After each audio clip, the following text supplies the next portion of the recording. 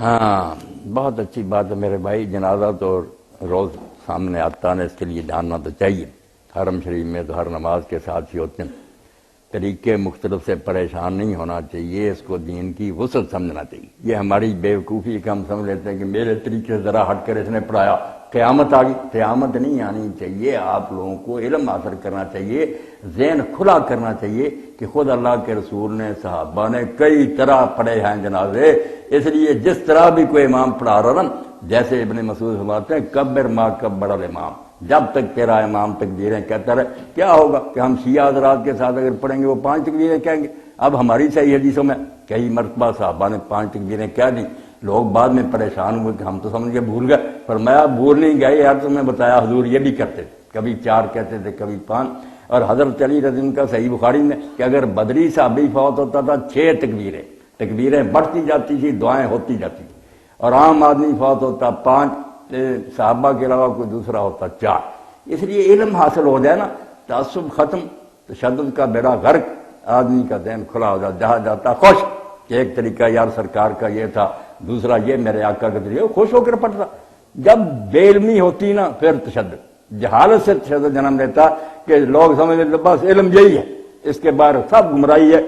اس سے بربادی ہوگی کہ یہ مسجد کے ملا حجرہ سے نکل کر باہر نہیں جاتے کہ دوسروں کی کتابیں پڑھیں اور ان کے دلائل دیکھیں کہ انہوں نے حضور سے لیا، ان کا بھی ثبوت نبی علیہ السلام سے، اس لیے پریشان ہونے کی کیا بات۔ اور دعاؤں کے بارے میں آپ حیران ہوں گے، یہ تو ہم کہتے ہیں آپ کو جنازے کی دعا یاد نہیں، میں نے احادیث میں دیکھا صحابہ کرام کے جنازے جب پہنچے کوئی دعا مقرر نہیں تھی، ان کی اپنی زبان تھی، زبان میں جو جی چاہتا تھا کہتے۔ اب دیکھیں حضرت ابوبکر صدیق رضی اللہ عنہ کی دعا چھوٹی تھی مگر ایسی ہے کہ میں سمجھتا اس کے بعد کوئی کثر ہی نہیں رہ گئی۔ جب وہ نماز جنازہ پڑھتے صرف اتنا کہتے تیسری تکبیر کے بعد، اللہم عبدک، یا اللہ یہ تیرا بندہ ہے، تو جو چاہے اس کے ساتھ کرے، تو مالک، ہم کیا دخل دے سکتے، بخشے یا عذاب دے۔ اسلم والاہل والآل والعشیرہ، اب اس کے گھر والے، اس کا کنبہ، اس کی سب برادری ساتھ چھوڑ گئی، کوئی حامی نہیں اس کے ساتھ، یہ تنہا تیری عدالت میں پیش ہو گیا۔ والذنب عظیم، اور ہم خود اقراری ہیں کہ اس کے گناہ بہت ہیں، وانت الغفور الرحیم، مگر تو بخشنے والا اور مہربان۔ دیکھیں کیسی عاجزی سے کہ بندہ ہے تیرا، جو حکم صادر ہوا کون دخل دے سکتا، کوئی حامی بھی نہیں ساتھ، گناہ بھی بڑے ہیں، مگر تیری مغفرت اور رحمت کے سامنے کیا ہے۔ حضرت ابن عمر رضی اللہ عنہ پڑھتے اتنا کہہ دیتے اللہم بارک فیہ وصلی علیہ واغفر لہ وآرد حوض رسولک سیدنا محمد، اس کو ہمارے آقا سیدنا محمد کے حوض پر پہنچا دینا، اللہ دعائیں کرتے۔ اس لیے کوئی دعا نہیں، ہم پھنس سمجھتے ہیں کہ یہ یاد کریں، یاد ہو جائیں تو اچھی ہے، آپ کی دعائیں بڑی بابرکت ہیں، وہ بھی ایک نہیں کئی ہیں، کسی جنازے میں آپ نے کوئی پڑھی، کسی نے کوئی، کھلا کہا۔ اور صحابہ کے عمل سے پتہ چل گیا کہ بندوں کو چھٹی ہے کہ وہ لکھی ہوئی دعاؤں کے علاوہ بھی اگر کہنا چاہیں۔ میں تو کئی جنازوں پر کہتا ہوں اور اب بھی کہتا ہوں کہ نماز فرض میں بھی، سجدے میں، تشہد میں، قنوت میں اور جنازے میں آپ عربی کو چھوڑ کر انگلش میں، فارسی میں، اردو میں، پنجابی میں دعائیں کریں، کہیں دین میں معاند نہیں آئی۔ اتنے ظاہری تھے ابن حزم کٹڑ حدیث، وہ اختیار مولا میں کہ دین میں کوئی ہے ذکر کہ دعائیں نماز میں جو عربی زبان میں کی جائے۔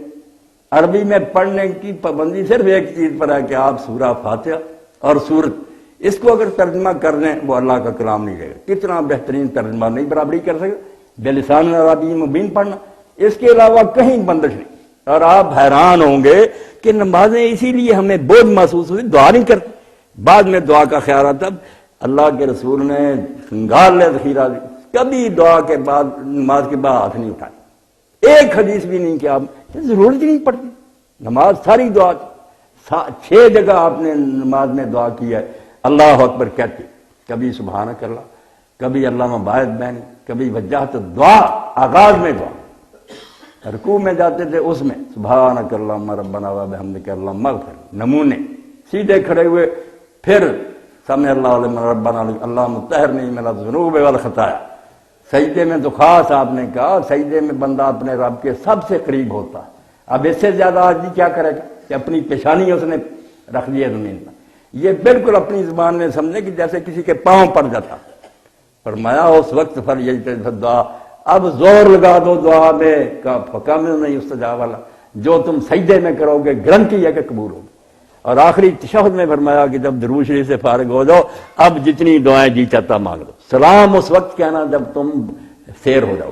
اور اسی لیے ابن قیم نے بڑی پیاری مثال دی, کسی حاکم سے ملنے جاؤ اس وقت تو اپنا مدعا بیان نہ کرو, جب السلام علیکم کہہ کے اس وقت پھر آوازیں دیتے پھرو. نماز کے بعد ذکر کیجیے, پھر نہیں دعا کی. دعا معراج تھی, آپ دنیا سے کٹ گئے تھے, اللہ اکبر کہ ہم کیا کہتے ہیں تکبیر تحریمہ کہ حرام کر دیا, نہ ادھر ادھر دیکھ سکتے ہیں نہ بول سکتے ہیں, کٹ گئے دنیا والوں. اور آپ سب میرے دوست بیٹھے ہیں, اگر غور کریں کہ آخر میں ہم سلام کہتے ہیں, کس کو کہتے ہیں؟ ہم یہاں تو تھے, السلام علیکم کہہ رہے ہیں, یعنی ذہن میں یہ بات بٹھائے گی کہ تم اس دنیا میں نہیں تھے. بظاہر یہاں جسم تھا تمہارا, تم یہاں کہاں تھے؟ تم تو عرش پر گئے ہوئے, معراج پر تھے, اللہ سے باتیں کر رہے تھے. فَإِنَّهُ يُنَادِي رَبَّهُ, اللہ کے رسول فرماتے ہیں جب نمازی نماز پڑھو تو اپنے رب سے راز نیاز کی باتیں کرتا, اس وقت کر لیتے باتیں. اب جب تم نے السلام علیکم کہہ دیا ادھر ادھر والوں کے, دوبارہ میں دنیا میں آ گیا.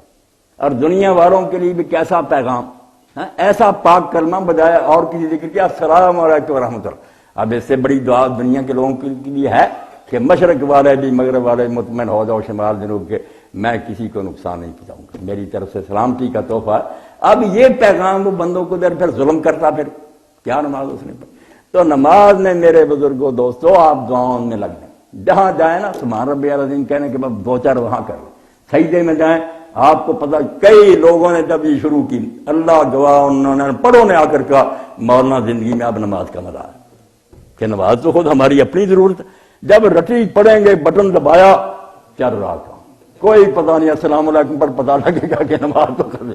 یہ نماز نہیں دین نے سکھائی. نماز مناجات کہ رب سے راز کی باتیں کرو, دل کھول کر کرو, پنجابی میں کرو, نظم و نثر